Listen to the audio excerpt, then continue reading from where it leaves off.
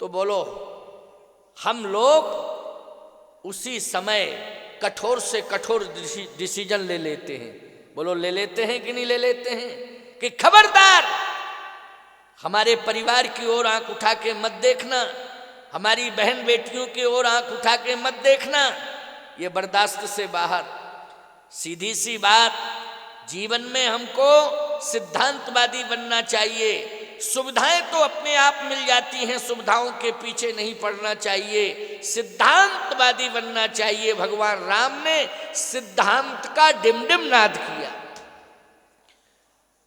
अयोध्या राज्य को छोड़ करके राम जी अरण्य अभ्यारण्य होते हुए कोल किरात भील वनवासियों से संबंध स्थापित करते हुए लंका पहुंच गए। कहां पहुंच गए? लंका। लंका सुविधा भोगियों का नगर है, सुविधा भोगियों का नगर है लंका, याद रखना। लंका में सिद्धांत नहीं है, लंका में सुविधा ही सुविधा है। अच्छा एक बात बताओ, कोई आपसे पूछे कि लंका में सुविधा क्या है, तो लंका में सबसे बड़ी सुविधा यही दिखाई देती है क्या कि सोने के पलंग बिछे हुए हैं, सोने के पलंग पर रावण और राक्षस सब सोते हैं। अरे दीवालों में सोना लगा हुआ है, दीवालें सोने की बनी हुई हैं।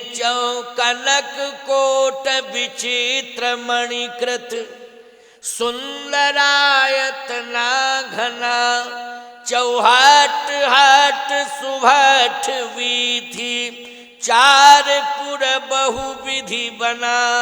पूरी लंका सोने की। भगवान राम ने जैसे त्रिकूट पर्वत पर बैठे बैठे लंका को देखा,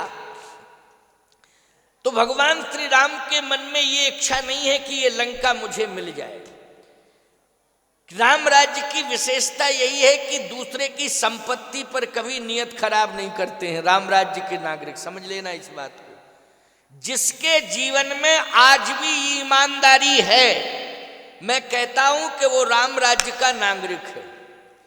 जिसके जीवन में चरित्र की उत्कृष्टता है, आज भी वो राम राज्य का नागरिक है। जिसके जीवन में बहन बेटियों का सम्मान है, याद रखना वो राम राज्य का नागरिक है। इसलिए मैं कहता हूं कि राम राज्य के नागरिक बनो। राम राज्य का नागरिक केवल रजिस्टर में राम राज्य आ जाए, संविधान में राम राज्य आ जाए, यही पर्याप्त नहीं है। व्यक्ति की दृष्टि में राम राज्य होना चाहिए, व्यक्ति के चरित्र में राम राज्य होना चाहिए। भगवान राम की ये दृष्टि नहीं है कि लंका मुझे मिल जाए, लंका का स्वामी मैं बन जाऊं। भगवान राम की ये दृष्टि है कि लंका भी सुरक्षित रहे और रावण भी सुरक्षित रहे, राक्षस भी बच जाए। वस्तुतः ये परिवर्तन कर लें अपने में। परिवर्तन क्या? परिवर्तन राक्षसी वृत्ति को अगर ये समाप्त कर दें तो मारने की कोई आवश्यकता नहीं है। अच्छा एक बात बताओ, राक्षस और राक्षसत्व, अगर राक्षसत्व ना हो तो व्यक्ति राक्षस कैसे बने? राक्षसत्व ना हो तो राक्षस कैसे बने व्यक्ति? सोचो जरा। अगर राक्षसत्व समाप्त कर दिया जाए तो राक्षस को मारने की जरूरत पड़ेगी क्या? वो राक्षस है ही नहीं, क्योंकि राक्षसत्व ने उसे राक्षस बनाया है। राक्षसत्व समाप्त हो जाए प्यारे, तो ये मैं दावे के साथ कह रहा हूं कि व्यक्ति निष्पाप है। अगर पाप समाप्त हो जाए तो पापी रहेगा कोई? तो पापी को मारना है कि पाप को मारना है? जल्दी बोलो। हमारी समझ में तो पाप को मारना चाहिए कि पापी को?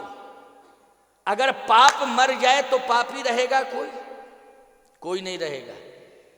पाप यदि समाप्त हो जाए, सीधी सी बात यह है कि जीवन में अगर समाज में अपराध समाप्त हो जाए तो कोई अपराधी बनेगा? अगर अपराध ही समाप्त हो गया तो अपराधी कहां बनेगा?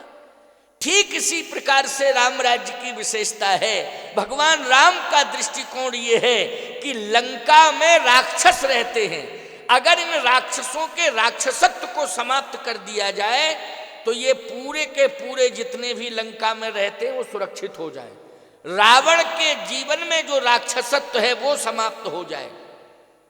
इसके लिए करना क्या पड़ेगा? भगवान ने अंगद को बुलाया, तुम मेरे पास आओ। क्या?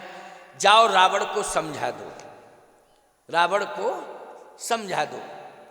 अंगद जी ने कहा मैं क्या समझाऊंगा? भगवान राम ने कहा कि इतना कह दो उससे कि मेरी पत्नी वापस कर दे और जितनी देव यक्ष कन्याएं हैं उनको सम्मान पूर्वक लौटा दे, वो आइंदा ऐसी गलती ना करे। अगर वो अपनी भूल को स्वीकार करता है और प्रायश्चित कर ले, वो पुनरावृत्ति ना करे, गलतियों को दोहराए ना, तो आज भी मैं लंका से वापस अयोध्या चला जाऊंगा और किसी को मारने की कोई जरूरत नहीं पड़ेगी। काज हमार तासुहित होई,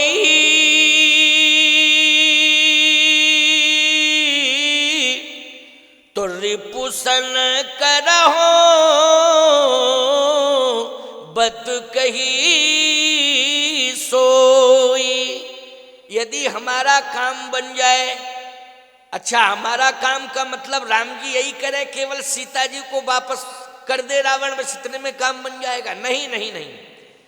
जिस तरह से वो नारी के ऊपर कुदृष्टि डालता है, बस वो कुदृष्टि ना डाले किसी नारी के ऊपर, किसी की संपत्ति के ऊपर कुदृष्टि ना डाले, बहन बेटियों के ऊपर कुदृष्टि ना डाले, यज्ञ आदि के ऊपर उसको कुदृष्टि ना डाले, गौशालाओं के ऊपर कुदृष्टि ना डाले। ये कुदृष्टि उसकी समाप्त हो जाए तो आज भी मैं लंका को स्वतंत्र कर दूंगा और ऐसा वैसा राजा नहीं रहेगा रावण, हर काल में उसका अस्तित्व रहेगा अगर वो दृष्टिकोण कुदृष्टिपूर्ण व्यवहार बदल दे। अंगद जी ने कहा महाराज ये संभव है क्या? भगवान ने कहा देखो संभव है या नहीं है पहले प्रयास तो करना चाहिए, बातचीत तो करो जाके। अंगद जी ने कहा कि आप कह रहे हैं तो मैं जा रहा हूं, मुझे तो नहीं लगता है कि वो अपने इस कुदृष्टिपूर्ण व्यवहार को बदल दे, दुर्व्यवहार को बदल दे, अपनी दौर्बल्य मानसिकता को बदल दे, मुझे तो नहीं लगता है। भगवान ने कहा लगता नहीं है लेकिन एक बार प्रयास करना चाहिए, मैं कह रहा हूं कि जाओ। अंगद जी गए। अंगद जी ने ईमानदारी से बताओ समझाने की कोशिश की, लेकिन रावण ने पलटवार किया। तो जानते हो अंगद से क्या कहा? अंगद तू मुझे समझाने के लिए आया है, अरे मैं तुझे समझा रहा हूं, तू किसके चक्कर में पड़ गया? अंगद जी ने कहा कि तुम्हें मालूम नहीं है कि मैं किसके चक्कर में पड़ गया हूं? कहे तुम राम के चक्कर में पड़ गए हो। अंगद जी ने कहा पहले ये बताओ कि तुम अपने से बड़ा बलवान किसे मानते हो? रावण बोला कि मैं अपने से बड़ा बलवान खरदूषण मौसम बलवंता, मुझसे बड़ा बलवान खरदूषण। अंगद जी बोले ये बताओ तुमसे बड़ा बलवान खरदूषण था, खरदूषण को मारा किसने? बताओ जल्दी जल्दी बोलो किसने मारा? रावण बोला मारा तो राम ही ने है। अच्छा बोलो किसने मारा खरदूषण को? राम ने। अंगद ने कहा कि मेरे पिताजी का नाम जानते हैं आप?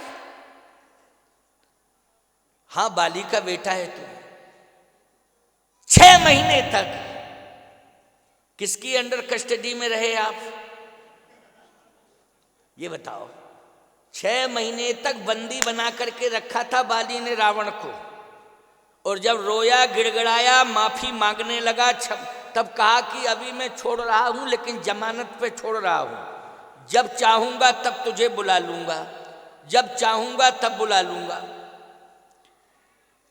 अंगद ने कहा कि मालूम 6 महीने तक जिनकी अंडर कस्टडी में आप रहे, मैं उनका बेटा हूं।